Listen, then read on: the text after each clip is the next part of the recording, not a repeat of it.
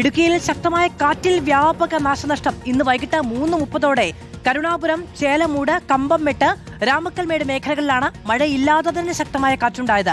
നിരവധി വീടുകൾക്ക് മുകളിലേക്കും റോഡുകളിലേക്കും മരങ്ങൾ ഒടിഞ്ഞു വീണ് ഗതാഗതം തടസ്സപ്പെടുകയും കൃഷിവിളകൾ നശിക്കുകയും ചെയ്തു. രാഹുൽ സുരേഷ് വിവരങ്ങളുമായി ചേരുകയാണ്. രാഹുൽ, ശക്തമായ കാറ്റുണ്ടാകുന്നു, മഴ പോലും ഇല്ലാത്ത ശക്തമായ കാറ്റുണ്ടാകുന്നു, രൂക്ഷമായ നാശനഷ്ടങ്ങൾ ഉണ്ടാകുന്നു എന്നതാണ്. ഏതൊക്കെ മേഖലകളെയാണ് ബാധിച്ചത്? മാധു, ഇടുക്കിയുടെ മലയോര മേഖലകളിൽ ശക്തമായ കാറ്റാണ് ഇന്ന് ഉച്ച മുതൽ അനുഭവപ്പെടുന്നത്. അതിൽ അതിർത്തി മേഖലകളിലാണ് കാര്യമായിട്ടുള്ള നാശനഷ്ടം ഉണ്ടായിരിക്കുന്നത് എന്നാണ് എടുത്തു പറയേണ്ട കാര്യം.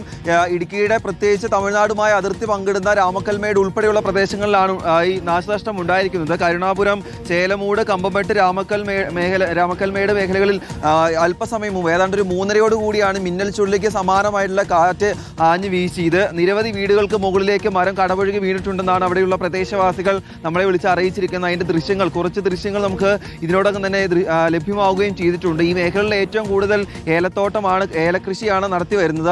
ഏലകൃഷിയും ശക്തമായ കാറ്റിൽ കുറേയധികം നഷ്ടപ്പെടുകയും ചെയ്തിട്ടുണ്ട്. മരങ്ങളൊക്കെ ഈ കൃഷിയുടെ മുകളിലേക്ക് പതിക്കുകയും വീടുകൾക്ക് മുകളിലും പതിച്ചാണ് ഏറെ നാശനഷ്ടം ഉണ്ടായിരിക്കുന്നത്. ചെറിയ റോഡുകളിലടക്കം ഗതാഗത തടസ്സം അനുഭവപ്പെടുകയും ചെയ്തിട്ടുണ്ട്. ഇപ്പോഴും പല മേഖലകളിലും ശക്തമായിട്ടുള്ള കാറ്റ് വീശുന്നു എന്നാണ് നമുക്ക് ലഭ്യമാകുന്ന വിവരം. മഴ മാറി നിൽക്കുകയാണ്, അതിനിടയിലാണ് ഈ ശക്തമായ കാറ്റ് വീശുന്നതെന്നാണ് എടുത്തു പറയേണ്ട കാര്യം. മാധു, രാഹുൽ സുരേഷാണ് വിവരങ്ങൾ നൽകിയത്. നമുക്ക് ആ ദൃശ്യങ്ങളിൽ നിന്ന് തന്നെ കാണാൻ കഴിയും, ശക്തമായ കാറ്റാണ് ഉണ്ടായത്.